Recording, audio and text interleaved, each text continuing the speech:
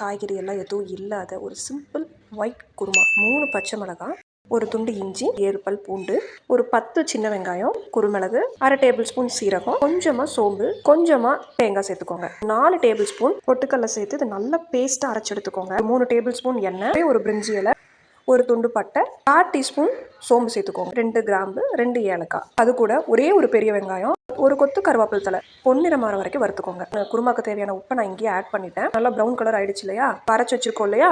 அதை இது கூட சேர்த்துடலாம். தேவையான அளவு தண்ணி சேர்த்துட்டு நல்லா கொதிக்க விடணும். இதில் மெயினே இதுதான். ஏன்னா நம்ம எல்லாமே ஃபஸ்ட்டு வணக்கலை, ஃபஸ்ட்டு எல்லாமே நம்ம அரைச்சிருக்கோம். அதனால் இது நல்லா கொஞ்சம் கொதி விடணும். ஸோ அதனால் கொஞ்சம் தண்ணி கொஞ்சம் எச்சாவே நீங்கள் சேர்த்துக்கோங்க. 5லேருந்து 7 நிமிஷம் நல்லா கொதிச்சதுக்கப்புறம் பார்த்தீங்கன்னா இந்த மாதிரி நல்லா ஒரு திக் கன்சிஸ்டன்சிக்கு வந்திருக்கும். அந்த ரா ஸ்மெல், இந்த பச்சை வாசம்லாம் போயிட்டு இந்த மாதிரி கன்சிஸ்டன்சியில் வந்திருக்கும் பாருங்கள். இதுதான் கரெக்டான ஸ்டேஜ். சுவையான சிம்பிளான ஒயிட் குருமா ரெடி ஆயிடுச்சு.